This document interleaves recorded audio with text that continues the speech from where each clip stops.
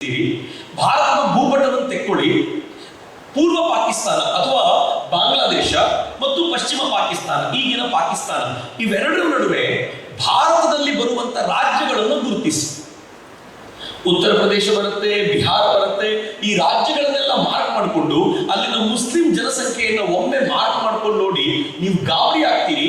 ಯಾವ ಪ್ರಮಾಣದಲ್ಲಿ ಮುಸಲ್ಮಾನರ ಸಂಖ್ಯೆ ಜಾಸ್ತಿ ಆಗ್ತಿದೆ ಅಂತಂದ್ರೆ, ಬಾಂಗ್ಲಾದೇಶ ಮತ್ತು ಪಾಕಿಸ್ತಾನದ ನಡುವೆ ಒಂದು ಗ್ರೀನ್ ಕಾರಿಡಾರ್ ಮಾಡಲಿಕ್ಕೆ ಬೇಕಾಗಿರುವ ಎಲ್ಲ ಪ್ರಯತ್ನವೂ ನಡೆದಿದೆ. ಹೇಗೆ ಸಾಧ್ಯ ಆಯಿತು? ಮುಸಲ್ಮಾನರ ಸಂಖ್ಯೆ ಏಕಾಏಕಿ ಜಾಸ್ತಿ ಆಗಿದ್ದು ಹೇಗೆ? ಅದಕ್ಕೆ ಇದ್ದಿದ್ದು ಎರಡನೇ ಕಾರಣ ಇದೆ. ಹೊರಗಡೆಯಿಂದ ಮುಸಲ್ಮಾನರನ್ನ ಕರ್ಕೊಂಡು ಬಂದು ಸೆಟಲ್ ಮಾಡಿಸಿದ್ರು. ಪೊಲಿಟಿಕಲ್ ಲೀಡರ್ಸ್ ಹೆಂಗಿದ್ದಾರೆ ಗೊತ್ತೇನು? ಈ ತರ ಬಾಂಗ್ಲಾದೇಶಿ ಮುಸಲ್ಮಾನರು ಬಂದ್ರೆ ನಿಮಗೆ ಆಧಾರ್ ಕಾರ್ಡ್ ಸುಲಭಕ್ಕೆ ಸಿಗುತ್ತೋ ಇಲ್ವೋ, ಬಾಂಗ್ಲಾದೇಶಿ ಮುಸಲ್ಮಾನರ ಕೈಯಲ್ಲಿ ಆಧಾರ್ ಕಾರ್ಡ್ ಇದೆ, ಬಾಂಗ್ಲಾದೇಶಿ ಮುಸಲ್ಮಾನರ ಕೈಯಲ್ಲಿ ವೋಟರ್ ID ಇದೆ. ಕೆಲವು ರಾಜ್ಯಗಳಲ್ಲಿ ಕೆಲವರು ಎಲೆಕ್ಷನ್ ಗೆಲ್ಲೋದು ಈ ಬಾಂಗ್ಲಾದೇಶಿ ಮುಸಲ್ಮಾನರ ಓಟಿನಿಂದಲೇ. ಅದೇ ಅವರಿಗೆ ನಿರ್ಣಾಯಕವಾಗಿರುವಂತದ್ದು. ಲೆಕ್ಕ ಹಾಕಿ ಯಾವ ಪ್ರಮಾಣದಲ್ಲಿ ಇವರ ಸಂಖ್ಯೆ ಜಾಸ್ತಿ ಆಗಿರಬೇಕು. ಕೆಲವು ರಾಜ್ಯಗಳಲ್ಲಂತೂ, ಅಸ್ಸಾಂ ಅಂತೂ ಎಂತ ಡೇಂಜರ್ ಸಿಚುವೇಶನ್ ಅಲ್ಲಿ ಇದೆ ಅಂತಂದ್ರೆ, ಅಸ್ಸಾಂನ 50% ಜಿಲ್ಲೆಗಳು ಅದಾಗಲೇ ಈ ತರದ ಬಾಹುಳ್ಯದಿಂದ ತುಂಬಿ ಹೋಗಿದೆ.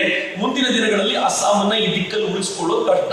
ಇತ್ತೀಚೆಗೆ ಯಾರೋ ಒಬ್ರು ಟ್ವೀಟ್ ಮಾಡಿದ್ರು, ನಾನು ಎಲ್ಲ ಕಡೆ ಆ ಟ್ವೀಟ್ ಅನ್ನು ಹೇಳ್ತೀನಿ. ಏನ್ ಟ್ವೀಟ್ ಇತ್ತು ಅಂತಂದ್ರೆ, 2024ರಲ್ಲಿ, have to listen to this, ಬಹಳ ಚೆನ್ನಾಗಿದೆ.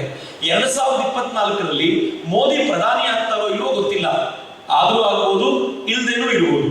ಆದ್ರೆ 2029ರಲ್ಲಿ 100% ಮೋದಿನೂ ಪ್ರಧಾನಿ ಆಗಲ್ಲ, ಮೋದಿಯ ಟೀಮ್ ನಲ್ಲಿರೋರು ಯಾರೂ ಆಗಲ್ಲ. ಯಾಕೆ ಅಂದ್ರೆ ಅಷ್ಟೊತ್ತಿಗೆ ಹೀಗೆ ಹೊರಗಡೆಯಿಂದ ಬಂದ ಮುಸಲ್ಮಾನರ ಕೈಯಲ್ಲೆಲ್ಲ ಆಧಾರ್ ಕಾರ್ಡ್, ವೋಟರ್ ID ಇರುತ್ತೆ.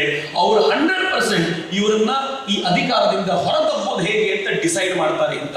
ಅಂದ್ರೆ 2029 ಈಸ್ ದೇರ್ ಟಾರ್ಗೆಟ್.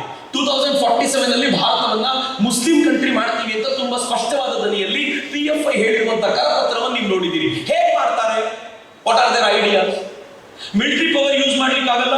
ಈ ದೇಶದ ರಕ್ಷಣೆ ಈಗ ಹೇಗಿದೆ ಅಂತಂದ್ರೆ, ಈ ದೇಶದ ಸೈನಿಕರನ್ನ ಒಬ್ಬರನ್ನ ಕೊಲ್ಲಬೇಕು ಅಂತಂದ್ರು ಎಷ್ಟು ಸಾಹಸ ಮಾಡಬೇಕಾಗಿದೆ ಅಂತ ಅವ್ರಿಗೆ ಗೊತ್ತಾದ ಮೇಲೆ, ಕಾಶ್ಮೀರದಲ್ಲಿ ಸೈನಿಕರ ಮೇಲೆ ಆಕ್ರಮಣ ನಡೀತಾ ಇಲ್ಲ, ರಜೌರಿನಲ್ಲಿ ಜಮ್ಮುಗೆ ಬಂದು ಅಲ್ಲಿ ಹಿಂದೂಗಳ ಮನೆಗೆ ಹೋಗಿ ಅಲ್ಲಿ ಹಿಂದೂಗಳ ಆಧಾರ್ ಕಾರ್ಡ್ ತೆಗೆದುಕೊಂಡು ಅವ್ರು ಹಿಂದೂ ಅಂತ ಕನ್ಫರ್ಮ್ ಮಾಡ್ಕೊಂಡು ಮರ್ಡರ್ ಮಾಡಿದ್ದಾರೆ.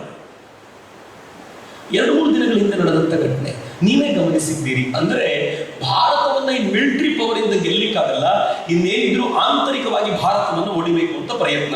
ಈ ಎರಡೂ ಪ್ರಯತ್ನಗಳ ಜೊತೆಗೆ ಅವ್ರು ತುಂಬಾ ಗಂಭೀರವಾಗಿ ಶುರು ಮಾಡಿದ ಮತ್ತೊಂದು ಆಟ ಏನು ಅಂತಂದ್ರೆ, ಹಿಂದೂ ಹೆಣ್ಣು ಮಕ್ಕಳ